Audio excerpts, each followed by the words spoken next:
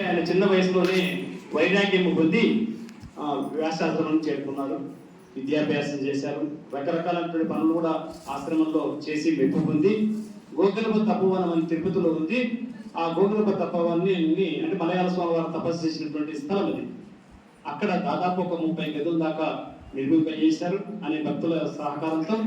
ఆ తదుపరి విశ్రమించి మన గంగాపురం ఆశ్రమం అంటే నిత్యశుద్ధానంద స్వాముల వారు స్థాపించినటువంటి శాంతినగర్ ఆశ్రమంలో 16 మంది బాలలకు, దాదాపు వీళ్ళందరూ కూడా వీళ్ళు శివానంద, దయానంద స్వామి వారి కొడుకులు చాలా మంది ఉన్నారు, ప్రభాకర్ అని, రాజీవ్ అని, వాళ్ళందరూ కూడా సంస్కృతాన్ని నేర్పినటువంటి వారు స్వామి. ఆ తర్వాత క్రమంగా మలయాళ స్వామి తపోవనం ఉంటుంది గొల్లపల్లి దగ్గర, అక్కడ ఒక సంవత్సరం పాటు ఉండి అక్కడ నిర్మాణ కార్యక్రమాలన్నీ కూడా చూశారు. ఆ తదుపరి మన బసవేశ్వర స్వాముల వారు తుక్కు కూడా దత్తాత్రేయ ఆశ్రమం, అక్కడికి వెళ్ళిన తర్వాత కూడా సర్వాంగ సుందరంగా అనేక భవనాలు నిర్మింపజేశారు, అనేక కార్యక్రమాలు చేస్తున్నారు. ఆ తదుపరి యాదగిరి గుట్టకి వెళ్ళారు. అక్కడ బుచ్చిదాస్ రాజు బుచ్చిమాంబ అని అమ్మవారు ఉండేవారు, ఇది మన బాలేశ్వర వద్ద దగ్గరే. ఆమె స్వయంగా అడిగినారు, నాన్న నీకు ఇక్కడ ఉండాలంటే నాకు ఒక ఆశ్రమం ఉందమ్మా, వద్దంటే కూడా లేదు, 2 చూసుకో పర్వాలేదు, ఉండు నువ్వు ఇక్కడ, ఇది పుణ్యక్షేత్రం అని చెప్పి అమ్మవారు బతికుండగానే ఉత్తరాధిపత్యం చేశారు. కొంతమందికి అయితే చచ్చిపోయినాక వాళ్ళే చేసుకుంటారు, లేకపోతే చచ్చిపోతారు, ఆ ఆశ్రమం మూతపడుతుంటాయి. అందుకని విషయాన్ని మనం గమనించాలి. ఆమె ఉండగానే ఉత్తరాధికారిని తయారు చేసి ఆ రకంగా ఈ రూపంలో లోకానికి అందించారు. వారు వేదాంత జ్ఞానం తెలిసినటువంటి వారు మహానుభావులు, ఇష్టాకరిష్ఠులు, సదాచార సుసంపన్నులు, సువిశాల సుందర సురవిగిన కరుణ సమగ్రమైన భగవతత్వాన్ని చక్కగా అర్థం చేసుకున్న మహానుభావులు. వాళ్ళు ఈ సభలో ఉండడం చాలా గొప్ప విషయం. అందరం శ్రద్ధగా విందాం ఒక 15 నిమిషాలు. ఆ తదుపరి మనం ముగించుకుందాం. గురు పూజ ఉంటుంది, శంకరయ్య స్వాముల వారి గురు పూజ కార్యక్రమం, దాన్ని ఏర్పాటు చేసుకోవాల్సింది కోరుతున్నాం.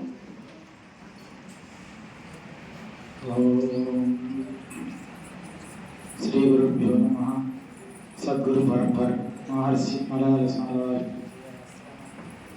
పీఠాధిపతులకు, ప్రస్తుత ఆశ్రమ నిర్వాహకులకు, మరి ఇక్కడ కూడా నేను ఫస్ట్లో వచ్చినప్పుడు మరి జగన్నాథ స్వామి అవధూత జగన్నాథ స్వామి వారికి ఉండేవాళ్ళు. మరి వారు వచ్చినప్పుడు ఈ విశేషాలు ఇక్కడ ఏమీ లేవు, కానీ వారు అవధూతాన్ని విన్న తర్వాత వారిని చూడాలని అనిపించింది. నిజంగా వారు ఎంతోమంది అవధూతులు ఉంటారు, వాళ్ళల్లో కోవ చెందిన వారు యథార్థమైనటువంటి ఒక అవధూత స్వాముల వారు.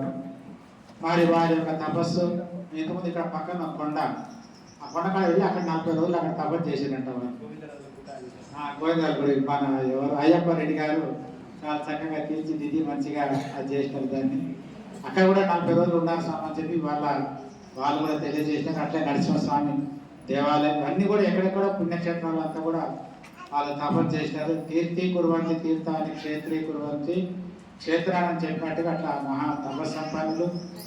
వారి యొక్క సమయాన్ని ఇక్కడ చూసి ఫస్ట్ దర్శించినప్పుడు మరి ఇక్కడ ఇవన్నీ నిర్మాణాలు లేవు. అమ్మగారి యొక్క సమాధి మాత్రమే ఉండింది, అది కూడా అండర్ గ్రౌండ్ లో ఉండింది. అమ్మగారు ఇక్కడ తపస్సు చేసేవాళ్ళని చెప్పేసి వారి యొక్క తపస్సు యొక్క ప్రభావమే, వారి ఇద్దరి యొక్క తపస్సు ప్రభావమే ఈ రోజు ఎంత విశాలమైనటువంటి ఒక పుణ్యక్షేత్రంగా మరి ఈరోజు ఇంతమందిని ఇక్కడ ఆకర్షించి చేస్తుందంటే ఆ తపస్సంపన్నులు అన్నమాట. తపస్సాకి అసాధ్యం అంటారు, తపస్సు చేసి సాధించదంటే ఏమీ లేదు. మహర్షి మలయాళ స్వామి వారు తపస్సు చేసి వారు తపస్సు చేసినటువంటి సమయంలో వారు అడిగారు అన్నమాట, స్వామి మీరు తపస్సు చేస్తున్నారు కదా ఎందుకోసానికంటే మరి అన్నారు, అయ్యా నేను మోక్షాన్ని గురించి తపస్సు చేయడం లేదు, అందరు ఎందుకు తపస్సు చేస్తారు, మోక్షాన్ని పొందాలని, లేకపోతే ఏవో కొన్ని మహిమలు పొందాలని, లేకపోతే ఏదేదో రకరకాలైనటువంటి సిద్ధులు పొందాలని తపస్సు చేస్తారు. మేము అవన్నీ ఏమి కోరడం లేదు, ఎందుకంటే మోక్షం కావాలని నాకు లేదు. మోక్షం ఎవరికి కావాలా, బంధంలో ఉన్నవానికి మోక్షం కావాలి. విడుదల ఎప్పుడు వస్తుంది, జైల్లో ఉన్నవాడిని జైలు నుంచి బయట పోవాలంటాడు.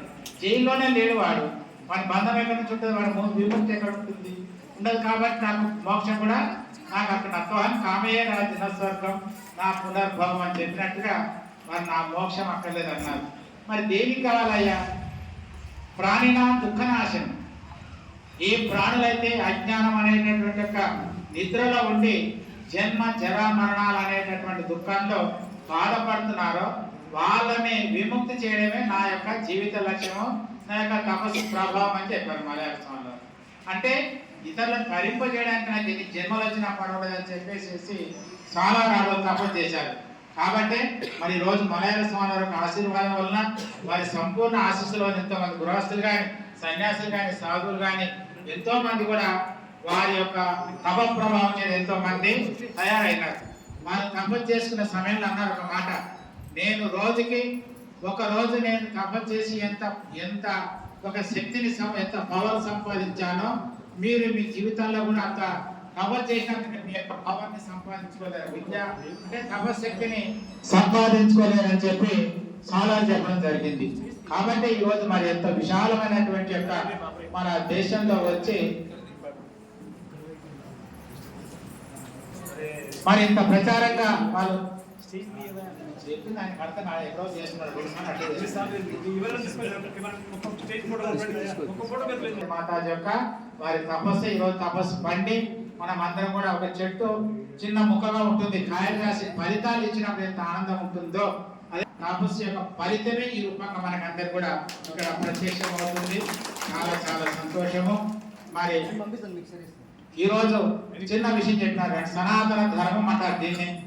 సనాతన ధర్మం అనేసరికి చాలా మందికి ఏమర్థం అవుతుంది, సనాతనులు అనేసరికి మనకు కనబడేది ఏంటంటే ఏదో గోసి కట్టుకొని బొట్టు పెట్టుకొని రకరకాల వ్యక్తులు కనబడితే సనాతనులు అంటుంటాం.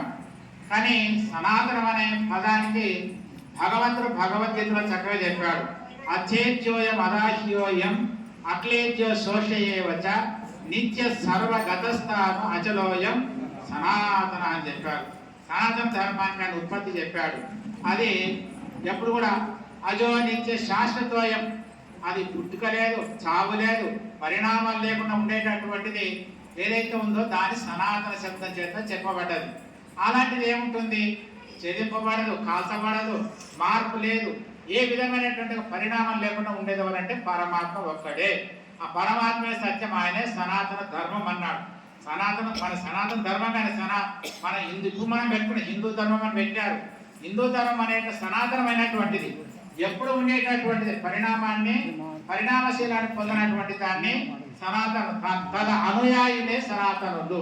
దాన్ని ఎవరైతే ఆచరిస్తారో వాళ్ళే సనాతనులు అన్నమాట. ఇంకో దీన్ని చెప్పారు, మరి సనాతన శబ్దానికి అర్థం చెప్పారు కదా, దానికి ఏం చెప్పారంటే అందరి చేత ఆచరింపబడేటువంటిది సనాతనము అనడానికి మనకు శాస్త్రంలో చక్కగా చెప్పారు అన్నమాట. ఏంటంటే సత్యం తపో జ్ఞానం అహింసతాచ విద్వత్ ప్రణామంచ సుశీలతాచ ఏతాని యో ధార్యతే సా విద్వా సా సనాతనం అని చెప్పింది శాస్త్రం. ఒక శ్లోకంలో సనాతన ధర్మానికి చక్కగా వివరణ చెప్పింది. ఎక్కువ సమయం లేదు కాబట్టి సంగ్రహంగా చెప్పేస్తాను. మొత్తం ఏంటంటే అందరు మానవులు ఆచరించవలసినటువంటి వాళ్ళు, ఏ మతం వాళ్ళు కానీ ఏ కులం వాళ్ళు కానీ ఎవరైనా ఆచరించవలసింది ఏంటంటే మొట్టమొదటి సత్యాన్ని మనం పాటించాలి. సత్యవాక్య పరిపాలన ఈ కులం వాళ్ళు ఈ జాతి వాళ్ళకు ఉంటుందా చెప్పండి ఎవరికైనా? సత్యం అనేది ఒకటే కదా. కానీ మనకు ఇది ఉంది, కోర్టు ఉంటాయి కదా, కోర్టు దగ్గర ముందు అది ఏం రాసి పెడుతున్నాడు, అక్కడ కోర్టుల పైన మొట్టమొదటి ఉంటుంది చూడండి, బోర్డు ఉంటుంది. చదివారు కోర్టు పోతే తెలిసింది కొంతమందికి. సత్యమేవ జయతే అని రాసి పెడతారు అక్కడ, సత్యమేవ జయతే అని చెప్పంటారు. సత్యమేవ జయతే అని చెప్పినందుకు దానికి ఏంటంటే మన అక్కడ ఉండేవాళ్ళంటే ఎవరు చెప్పండి, అక్కడ లాయర్లు ఉంటారు కదా. లాయర్ అంటే రెండు అర్థం ఉన్నాయండి. లాయర్ అంటే అబద్ధం నేర్పబడని ఒక అర్థం ఉంది, సత్యాన్ని పరీక్షించేవాడు ఒక అర్థం ఉంది. సత్యాన్ని చెప్పడానికి కోట్ల వచ్చిన అవసరం లేదు. ఇది సెల్ ఫోన్ అన్నానండి, సెల్ ఫోన్ అంటే ఎవరైనా ఒప్పుకుంటారు. నువ్వు సెల్ ఫోన్ కాదండి ఇది టీవీ అని చెప్పిన అనుకోండి, దాన్ని నమ్ముతారు ఎవరైనా? నమ్మలేదు. దాన్ని ప్రూఫ్ చేయాలంటే ఎన్నెన్నో నువ్వు అవస్థలు పడవలసి వస్తుంది. యథార్థం చెప్పడానికి దానికి కోర్టు అవసరం, 10 మంది చెప్పాల్సిన అవసరం లేదు. కాబట్టి సత్యమేవ జయతే అని మనం చెప్తున్నాము, కానీ అసత్యాన్ని వాళ్ళు ప్రబోధం చేస్తున్నారు. వాళ్ళు చేసినట్టు ఎవరు అబద్ధాలని వాళ్ళు ప్రబోధం చేస్తున్నారు అన్నమాట. అందుకే శాస్త్రం చక్కగా చెప్పింది, సత్యం అంటే ఏంటంటే సత్యం బ్రూయాత్ ప్రియం బ్రూయాత్ నబ్రూయాత్ సత్యం అప్రియం ప్రియంచ నానుతం బ్రూయాత్ ఏష ధర్మ సనాతన అని చెప్పింది సత్యాన్ని. సత్యం బ్రూయాత్ మనం చెప్పి ఎట్లా ఉండాలంటే మనం మాట్లాడే మాటలు సత్యంగా ఉండాలి, ప్రియంగా ఉండాలి, హితంగా ఉండాలి. సత్యం బ్రూయాత్ ప్రియం బ్రూయాత్ నప్రియ సత్యం అప్రియం, అప్రియమైనటువంటి సత్యాన్ని కూడా చెప్పకూడదు అన్నారు. అప్రియమైనటువంటి అరే నేను సత్యం, కొంతమంది ఏంటంటే ఏమే సత్యమే పలుకుతామని చెప్తారు, కానీ ఆ సత్యం ఎట్లుంటుందంటే గోడ ఉండుకొని కళ్ళతో కొట్టినట్టు ఉంటుంది అన్నమాట. సత్యమే చెప్తారు కానీ వాళ్ళు అట్లా చెప్తారు. కొంతమంది అంటుంటారు అయ్యా ఆయన మాట మాత్రం కఠినంగా ఉంటుంది, హృదయం మాత్రం పవిత్రంగా ఉంటుంది అంటుంటారు కొంతమంది. అది కూడా సరైనది కాదు. ఏంటంటే సంస్కారం లేని మాటలు అవి సంస్కారం లేని వాళ్ళు మాట్లాడే మాటలు అన్నమాట. మరి ఎట్లా మాట్లాడాలా అంటే అక్బర్ చక్రవర్తి దగ్గర ఒక శిష్యుడు ఉండేవాడంట. ఆయన చిలుకని పెంచుకున్నాడు. అయితే ఆయన ఏం చెప్పిండంటే ఈ చిలుకని బాగా మంచిగా పెంచండి, ఎంత ఖర్చు అయినా ఇస్తా, కానీ ఒక మాట సచ్చిందని మాత్రం ఎవరు చెప్పకూడదు అన్నారు. దాని గురించి చనిపోయిందని మాత్రం అప్రియమైనటువంటి మాట మాత్రము చెప్పకూడదు అన్నారు. ఎన్ని రోజులు బతుకుతుందండి అది మాత్రము, పెంచే వాళ్ళే పోతున్నారు, అది మాత్రం ఉంటుందా? ఒకరోజు చనిపోయింది, చనిపోయిన తర్వాత మాకు చెప్పాలా వద్ద చెప్పండి. ఇప్పుడు చచ్చిపోయిందని చెప్పాలా లేదా చెప్పకూడదా? చెప్తే శిక్ష పడుతుంది, చెప్పకపోతే దోషం వస్తుంది. మరి ఏం చేయాలి దాన్ని అంటే అప్పుడు అక్బర్ చక్రవర్తి బీర్పాల్ ఉన్నాడు. ఆయన వచ్చినాడు, అందరికీ ఏం సమస్య తోచలేదు ఏం చేయాలని. బీర్పాల్ వచ్చినాడు, వచ్చి మహారాజు గారు దండవాన్ని పెట్టినాడు. ఏదో ప్రసంగం వచ్చారు అన్ని మాట్లాడినాడు. ఆ మధ్యలో చిలుక విషయం గురించి వచ్చింది. వచ్చిన తర్వాత ఆయన అన్నాడు, మహారాజు గారు మన చిలుక గురించి ఏం చెప్పాలా? మహాత్ముల యొక్క సాంగత్యం వలన సాధు మహాత్ముల సాంగత్యం చేసి మహాత్ములకు ఉపన్యాసం భారతం భాగవతాది గ్రంథాలు విని విని దానికి వైరాగ్యం వచ్చి కాలు పైకి ఎత్తి తపస్సు చేస్తుందని చెప్పినాడు. ఆయన వైరాగ్యం వచ్చి కాలు పైకి పెట్టి తపస్సు చేస్తుంది మహారాజు గారు అన్నాడు. అనేసరికి మరి ఏం చేయాలి రాజుగారు? సరే అట్లయితే నేను చూస్తాను, అంత వైరాగ్యం వచ్చిందని దానికి కూడా మరి మహాత్ముల యొక్క దర్శనం ఊరికపోదు కదా. కాబట్టి నిజమేమో అది కూడా తపస్సు చేస్తున్న అన్నాహారాలు మొత్తం మానేసి కాలు పైకి పెట్టి తపస్సు చేస్తుందని చెప్పినాడు ఈయన. సరేనని చెప్పి పోయినాడు. పోయి చూస్తే ఏమో అప్పటికేమో చచ్చిపోయి నీళ్ళకపోయింది, కాలు పైకి పెట్టి నీళ్ళకపోయింది. అప్పుడు రాజుగారు అయ్యా చచ్చిపోయింది కదా అన్నాడు. మహారాజా క్షమించండి, ఆ మాట మా నోటి గుండా వచ్చింటే మా తలకాయ పోయేది, మీ నోటి గుండానే వచ్చింది అన్నాడు. అంటే ఇక్కడ చూడాలి, ఇక్కడ వాళ్ళని చెప్పి సత్యమా అబద్ధమా అది అంటే రాజుగారికి చచ్చిపోయింది అయితే బాధ కలుగుతుంది. కాబట్టి యుక్తియుక్తంగా చెప్పినాడు. అందుకే సత్యం బ్రూయా ప్రియం బ్రూయా, సత్యమే చెప్పాలా, ప్రియంగానే చెప్పాలా, హితంగానే చెప్పేటటువంటి మాటలు ఏవైతే ఉన్నాయో దాన్ని సనాతన ధర్మం అన్నారు దాన్ని. కాబట్టి మనం కూడా మాటను సంస్కరించుకోవాలా, మన వాక్కును సంస్కరించుకోవాలా, మన చేష్టని సంస్కరించుకోవాలా, మన మనసుని సంస్కరించుగా త్రివిధ తపస్సులు చెప్పారు కదా. వాటి ఎందుకోసం కంటే మన సంస్కారవంతులుగా మనకు కావాలా. కాబట్టి సత్య జీవితాన్ని మనం మొట్టమొదటి అందరికీ అవసరం. ఇది ఏ మతస్థులకు అవసరం లేదు చెప్పండి. ఇందులో ముస్లింలు కానీ క్రిస్టియన్ వాళ్ళు కానీ ఏ మతస్థులైనా సరే ప్రతి మానవుడు కూడా ఆచరించవలసినటువంటి ధర్మం ఏంటంటే సత్యాన్ని పాటించాలా, సత్యాన్ని పలకడం నేర్చుకోవాలా. సత్యస్వరూపుడు పరమాత్మను తెలుసుకోవడానికి ప్రయత్నం మనం చేయడమే ఉందో అది మొట్టమొదటి లక్షణం చెప్పారు. సత్యం తపోజ్ఞానం అహింసతాచ. రెండవ చెప్తున్నారు తపస్సు. సత్యం తపస్సు. తపస్సు అంటే ఇందాక చెప్పిన త్రివిధ తపస్సులు అని చెప్పారు కదా. ఒక మాటలో చెప్పారు తపస్సు అంటే ఏంటంటే తపస్తప మిథ్యాహు బ్రహ్మస్వం తప ఉచ్యతే. అంటే తపస్సు అంటే తలకిందులుగా కాలు పైకి పెట్టి తల కిందికి పెట్టి చేయడమే తపస్సు కాదయ్యా. బ్రహ్మస్వం తప ఉచ్యతే. ఎవరైతే పరమాత్మ గురించి నేను ఈ లోకంలోనే ఈ జన్మ ఉండగానే నేను పరమాత్మను తెలుసుకొని నా జీవితాన్ని ధన్యం చేసుకోవాలనేటువంటి తప్పిస్తాడో, త్రికరణముల చేత మనోవాకాయ కర్మల చేత పరమాత్మను తెలుసుకోవాలని ఎట్లయితే మన ఇంట్లో అగ్ని దహించినప్పుడు మన ఇంట్లో ఉంటే ఏ విధంగా ఆ ఇంటి నుంచి బయటపడాలని తపన చేస్తామో, అదే విధంగా తన శరీరంలో మన ఇంట్లో మన ఒంట్లో మనం తేలు పారింది అనుకోండి, తేలు పైకి తేలు మన వస్త్రాల్లో చేరిందని తెలిసినప్పుడు ఏం చేస్తాడు వాడు? వెంటనే తులిపించుకోవడానికి ప్రయత్నాలు చేస్తాడు. నీళ్ళలో పడ్డటువంటి వాడు, ఈత రానటువంటి వాడు, నీళ్ళలో పడ్డవాడు ఎట్లా వాడైతే ప్రయత్నం చేస్తాడు ఊపిరి పీల్చుకోవాలని చెప్పేసి, అలాంటి వాళ్ళకు ఉండేటువంటి తపన మనకు ఉండాలి. అందుకే రామకృష్ణ పరమహంస దగ్గరికి వెళ్ళి ఒక ఆయన అడిగారంట, అయ్యా స్వామి దేవుడు ఎట్లా కనబడతాడు స్వామి చెప్పానంట. దేవుడిని ఎట్లా చూడాలో ఎవరికి కనబడతాడని చెప్పిండంట. సరే నేను చెప్పాలి సమాధానం అన్నప్పుడు చెప్పలేదు ఆయన. పొద్దున్నే నదికి వెళ్ళారు స్నానానికి. వెళ్ళినప్పుడు ఈ ఇద్దరు స్నానం చేస్తున్నారు పక్కనే. ఎవరైతే ఈ క్వశ్చన్ వేసినాడో ఆయన పక్కనే చేస్తాడు కాబట్టి ఆయన మునుగానే తలకాయ పట్టు నీళ్ళలో ముంచిపెట్టిందంట. నీళ్ళలో మునుగానే తలకాయ పట్టు గట్టిగా పెట్టినాడు, 2 నిమిషాలు పెట్టినాడు. ఊరికి అనగా దిగమక్క పైకి వచ్చినాడు. ఏం సార్ నేను చంపాలనుకున్నాను అన్నాడంట. వాడు చంపాలనుకుని కాదు, ఏంటి నువ్వు క్వశ్చన్ ఏమి వేసినావు నిన్న? దేవుడు ఎప్పుడు కనబడతాడు అన్నావు కదా, దానికి సమాధానం అన్నాడు. నేను నీళ్ళలో ముంచినప్పుడు నీ భార్య జ్ఞాపకం వచ్చిందా, నీ భూములు జ్ఞాపకం వచ్చాయా, నీ పొలం జ్ఞాపకం వచ్చిందా, నీకు ఎంత ఆస్తి జ్ఞాపకం వచ్చిందా, ఇవన్నీ ఎట్లా ఉండాలని జ్ఞాపకం వచ్చిందా, ఏం జ్ఞాపకం వచ్చిందా అన్నాడు ఆయన.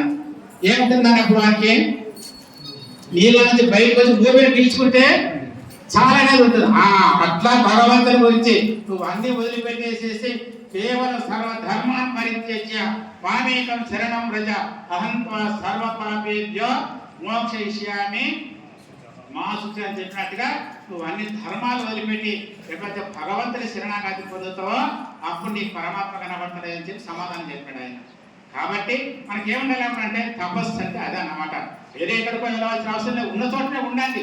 కానీ ప్రపంచాన్ని ఏం పెట్టుకోవాలా, భుజాల పైన ప్రపంచాన్ని పెట్టుకోండి, బుద్ధిలో భగవంతుని పెట్టుకుంటే అదే మహా తపస్సు అన్నమాట. సత్యం తపో జ్ఞానం అహింసతాచ. జ్ఞానం అనేటటువంటిది ఏంటంటే పరమాత్మ జ్ఞానమే. ప్రపంచ జ్ఞానాలంతా కూడా అన్ని అజ్ఞానంతో కూడుకున్నటువంటివి. పరమాత్మ ఏ జ్ఞానం ఉండాలా, ఈ శరీరం అంటే ఏంటి, ప్రపంచం అంటే ఏంటి, పరమాత్మ అంటే ఏంటి, నా చావు అంటే ఏంటి, పుట్టుకలు అంటే ఏంటి, ఎక్కడ చస్తున్నాను, చచ్చిన తర్వాత ఏమవుతున్నా, ఎక్కడికి పోతున్నాను, ఏమవుతున్నాను అనే జ్ఞానం మనం సంపాదించుకోవాలి.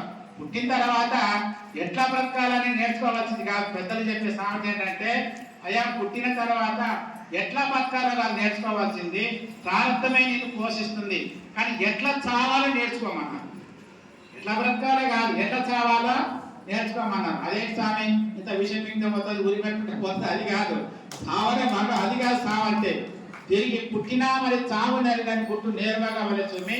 ఆ పట్టు దొరకండి పుట్టు నెరగనిపించేనైనా నేర్చుకోవాలన్నారు. అంటే పుట్టిన తర్వాత చావకుండా ఉండే స్థితిని నేర్చుకోవాలా. అది జ్ఞాన విద్య.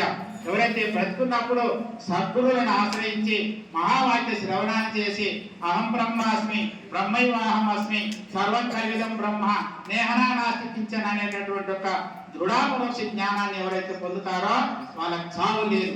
ఒకవేళ ఉపాసన ద్వారా ఆయా దేవతల ఉపాసనల ద్వారా ఆయా దేవుని ఉపాసించి ఆయా లోకాలకు పొందిపోతారు. తిరిగి మళ్ళీ వాళ్ళు పుట్టకుండా ఉంటారు అన్నమాట.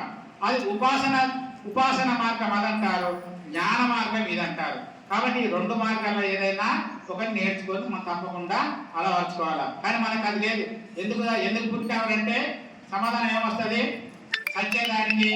ఎందుకు వస్తానంటే పుట్టిదానికి. ఇది మాటికి పుడుస్తూ వస్తుంటే ఏమంటారు, జైలుకి వెళ్ళి పోతూ వస్తున్నాడు అనుకోండి, వాళ్ళు ఏమంటారు సిగ్గులేదా వీటికి అంటుంటారు. అదే కదా మాటి జైలుకి పోతూ వస్తున్నాను ఏమంటాము, నేను సిగ్గుసేరా ముందా వెళ్ళి పోతుంటాడు వస్తుంటాను, ఇదే పని. అట్లాగే మనం కూడా మాటి పుట్టడం చావడం అనేది ధర్మం కాదు. కాబట్టి ఈ జ్ఞానాన్ని మనం సంపాదించుకోవాలా. సత్యం తపో జ్ఞానం అహింసతాచ. 4వది ఏంటంటే అహింస వ్రతాన్ని తప్పకుండా మనం అందరం పాటించాలా. హింస ఇందా చెప్పినారు కదా ఫస్ట్లోనే, హింస తినడం అనేది పశు లక్షణం, అది హింసించడం అనేది పశు లక్షణం, భయపెట్టడం పశు లక్షణం, భయపడడం మృగ లక్షణం అన్నారు. కాబట్టి మనకంతా కూడా భగవంతుడు సాత్వికమైనటువంటి ఆహారాన్ని మనకి ఏర్పాటు చేశారు. అలాంటి సాత్వికమైన ఆహారం తీసుకోవాలి. కానీ పశువులను తినడము, కోళ్ళని పెంచుతాము, రకరకాల వాటిని పెంచుతాం. మనం అందరినీ గొర్రెల్ని కోళ్ళని మనమే పెంచుతాం. చివరికి ఒక రోజు మనకి సుఖం వస్తే వాటిని మహా హత్య చేస్తారు అన్నమాట. అందుకే చెప్పినారు శాస్త్రంలో చక్కగా చెప్పింది అనమాట. ఏంటి ఎవరంటే విశ్వాసఘాతుక మిత్రద్రోహి కృతజ్ఞశ్చ యశ్చ విశ్వాసఘాతుక త్రయశ్చ నరకం యాంతి